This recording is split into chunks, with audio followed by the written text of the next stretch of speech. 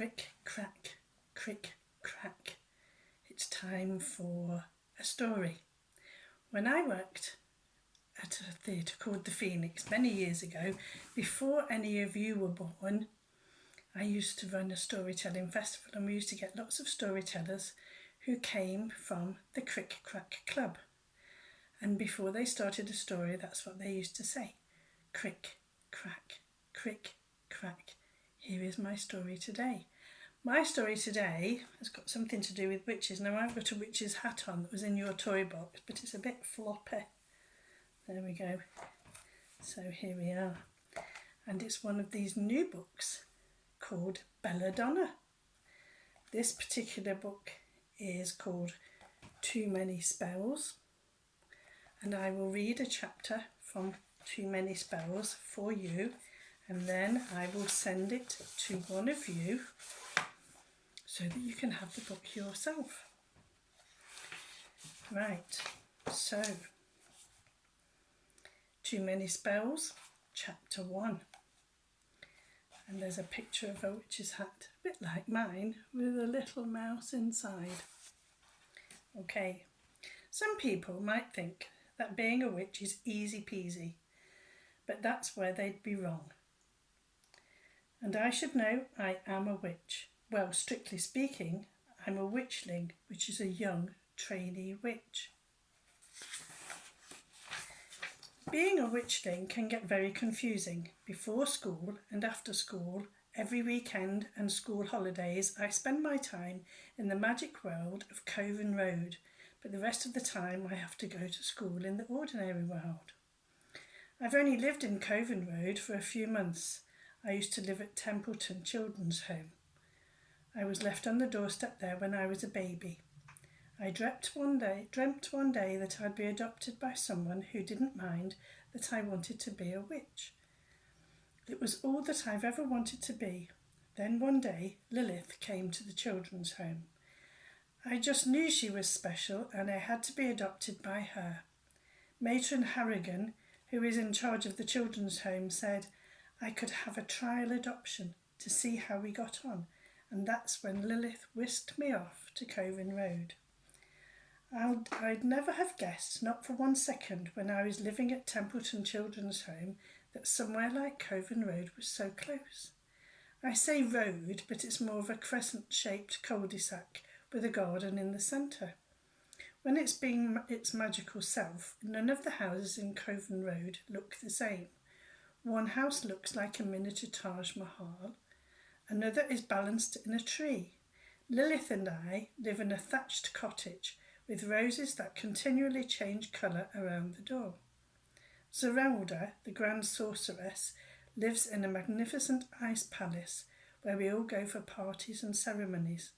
And there are unicorns in the garden at the centre. A picture of a unicorn. Very nice. Sounds like a fun place to be.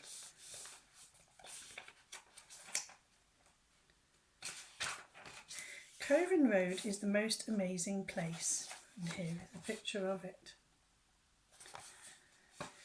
Everyone who lives there is a witch, and it turned out that I didn't just want to be a witch, I actually was one too. Lilith had realised this as soon as she met me. It's very important that all this remains a closely guarded secret from the outside world, so a spell is cast every month to protect Coven Road from harm. The spell makes sure Coven Road will look normal when non-witches come and visit, and means that non-witch passers-by can't even see the entrance to it. Everyone who lives in Coven Road has to make 3 promises. We have to promise never to use magic in the ordinary world. We have to promise never to bring anyone who isn't a witch into Coven Road without permission. And we have to promise that we will never ever tell anyone outside Coven Road the truth about Coven Road. And that is so hard. I live in the most exciting, magical place in the world, and I can't even tell anyone at school about it. Apart from Sam, of course. This is a picture of Sam.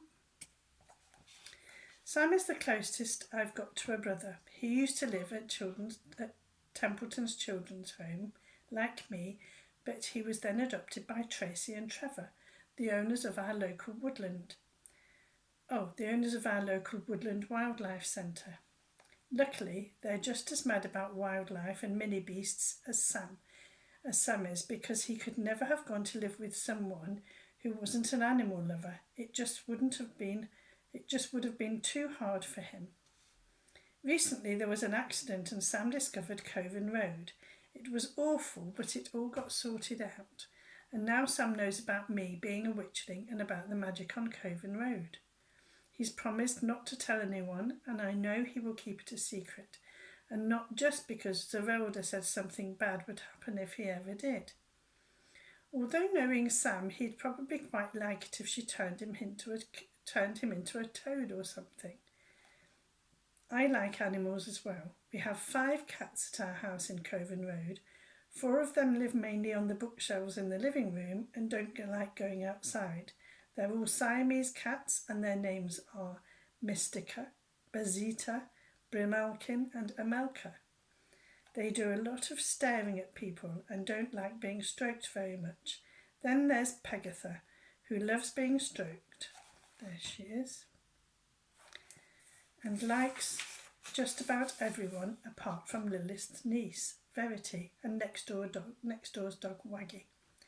Pegatha sleeps on my bed at night, and I think she's the best cat in the whole world. My other friend at school is Angela. She's mad about the colour pink, and I know she would so love to see the new pink unicorn foal that's been born on Coven Road, but I can't bring her there to show it. I sit next to Angela in class, and she's always trying to get me to wear pink like her. I, however, prefer to wear black. There they are sitting together. Someday you'll realise pink is your colour, Angela keeps telling me. I don't think I will. Whoever heard of a pink witch? Not that I can say that to her, of course. One of the best things about being a witchling is learning how to cast spells. I wish regular schoolwork was as straightforward, but it isn't. I seem to have a mental block when it comes to maths, especially algebra.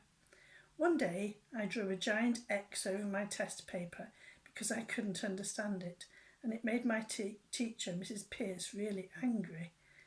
Well, said Mrs. Pierce when she saw what I'd done, you'll have to try harder than that, won't you, Belladonna? I wasn't sure if I should nod my head because I agreed I would have to try harder, or shake my head because I had been trying very hard indeed. You can retake the test tomorrow during the lunch break, Mrs. Pierce said. If only I was able to do magic at school, everything would be so much easier. There must be a spell I could learn for making a test fill in its own correct answers. You okay, Belladonna? Lilith asked me when I got home. Lilith is the most fantastic mum ever, at least as far as I'm concerned. That looks like Lilith to me. She's always got time for me and is interested in what I do, and she's fantastic at spells and makes the most delicious food ever. We recently had a talk about how I could tell her anything, even things I thought she might not want to hear. I do try, but when you haven't been used to having anyone to tell, it can be hard. I try to be the best daughter I can and make her proud of me and not give her too much to worry about. Fine, I said. But I wasn't really fine, not fine at all. I was worrying about the next day and the test I was going to have to retake. I'd have told Lilith if I thought she'd be able to help, but I didn't really see how she could, other than making Mrs. Pierce disappear, of course.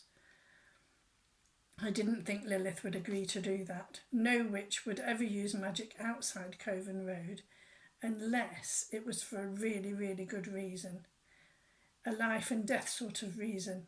Even I had to admit my algebra test wasn't a life and death situation. I expect there was a spell to make Mrs. Pierce vanish. There's a spell for just about everything. I'm a very new witchling and I didn't know a spell that did that, even if I was allowed to use it, which I knew I wasn't. It didn't stop me thinking about it, though. I didn't need Mrs. Pierce to vanish for long, a few days or a week or maybe 2 weeks at the most, just long enough for her to have forgotten about the test. Even if I did make her vanish, I wouldn't make her invisible. so she'd be wandering around all scared and ghost-like. She only had to disappear from school so I could magic her off for a little holiday somewhere. I went into my room and opened my maths book. I knew I should be studying it, but instead I tried to imagine the sort of holiday Mrs. Pierce might like, a holiday on the beach. I tried to imagine Mrs. Pierce surfing through the waves, but it didn't feel quite right. Maybe she'd like to visit the pyramids, or go on a safari and meet baby elephants. But what if she didn't forget about the test and still expected me to do it when she came back? In fact, I didn't even need to make her vanish, just forgetful, and I knew there was a spell for that. "What's your face all screwed up for?" Verity said, coming into my room. Verity is Lilith's niece. There she is. She's a few years older than me and the only other witchling in Coven Road. She's always popping round to our house after school because her mum works late and I think she gets lonely. Verity's been banned from doing any magic because she's cast a spell when she wasn't supposed to. That was when I first came to live in Coven Road, and she used magic to try and get me into a whole heap of serious trouble. Now I know that she did it because she was jealous of me, but I'm not very sure how I feel about her. "I was just thinking," I said. "Thinking about what?" "If I could do a spell to make someone forget something." Verity was curious. "Make who forget what?" I almost told her, but Verity isn't very trustworthy, and I didn't want her to tell Lilith. "Oh, nothing, doesn't matter." We went downstairs and switched on the TV to the Broomstick channel. It was time for our favourite programme. Pegatha came into the room and hissed at Verity. Verity doesn't like Pegatha, and Pegatha doesn't like her, but I like Pegatha very much. The words "Witchling Spellcasting Contest" flashed up on the TV with lots of gold stars that whizzed around the screen and then bounced out of the set completely. Pegatha raced around the room chasing after them, but she couldn't catch any. One of the presenters, Haggerty, came onto the screen. She was very round and dressed in black. "Could you be this year's spellcasting champion?" she said. "Well, could you?" The other presenter, Fizzwort, pushed Haggerty out of the way. Fizzwort was very thin and dressed in green. "Are you a witchling, looking for excitement and adventure?" she said. "Are you?" Both Haggerty and Fizzwort were dressed as pretend witches in pointy hats and cloaks. Real witches are usually much more attractive and have better clothes. They stood side by side and spoke together. "Then enter the witch spellcasting contest," they said, and they pointed their fingers at me. The thing with the Broomstick TV that's different to any other TV channel is that you can talk to the TV and it can talk back to you and it can see you too. "Come on, Belladonna," said Haggerty. "You know you want to," said Fizzwort. And they were right. In a way, I did want to. I wanted to make Lilith proud of me. I wanted to see her smiling face when I won the spellcasting contest. "I meant to enter that this year," Verity said. "But you're not allowed to use magic, are you, Verity?" said Haggerty, and she laughed, her trademark cackle that she put on for the show. "Naughty, naughty, naughty," shrieked Fizzwort. Just because Verity couldn't enter the contest didn't mean I couldn't enter it. Lilith would be so proud of me if I won it. She probably wouldn't even care if I wasn't good at algebra. "Do they have it every year?" asked Verity. "Yes," she said. "It's only for witchlings between the ages of 10 and 13.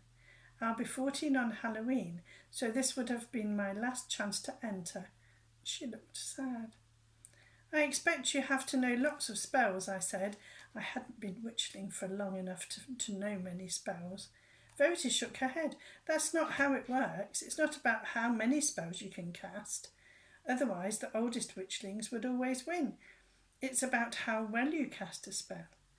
I didn't know many spells, but so far as the ones that I did know had worked extremely well.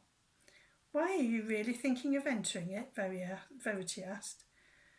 Sometimes it's hard to know when Verity is joking and when she's being serious. I mean, You haven't been learning for very long." That was true. I probably wouldn't stand a chance, but you do seem to have some natural talent, said Verity. I could hardly believe my ears. It was the nicest thing Verity had ever said to me. I'm not good at most of my lessons at school, and I'm not good at sports, and when I sing my voice goes all wobbly. Spellcasting is the only thing I've ever been good at. But I wasn't sure. Maybe I wouldn't stand a chance. Maybe I wouldn't even get through the first round. Perhaps, I said. Perhaps, I said. A muslin pouch flew out of the TV screen and landed plunk on my lap. Here, see if you can cast this spell, Haggerty said. If you can, you'll be in to win. But no cheating, Belladonna, said Fizzbort. There they are, sitting on the couch with the cat on top of the TV. It has to be all your own work. I stared down at the pouch. So, said Verity, are you going to enter? I don't know, I said. I had the pouch of ingredients, but that didn't mean I had to use it. Verity gave a big sigh. Verity and I didn't talk any more about the spellcasting contest or the forgetting spell, but that night I put the muslin pouch under my pillow and I had a dream that I won the spellcasting contest. I was given a gold cup and there was a magical witch's party to celebrate, and Lilith was very, very proud of me, and Mrs. Pierce went far, far away to somewhere called the end of the earth and lived in an igloo with a friendly moose for company. And there we are. And there's chapter 2, which the person who gets this can have read or read to themselves. So that was quite a long chapter, wasn't it? Right, so today I will play you out with a little bit of music.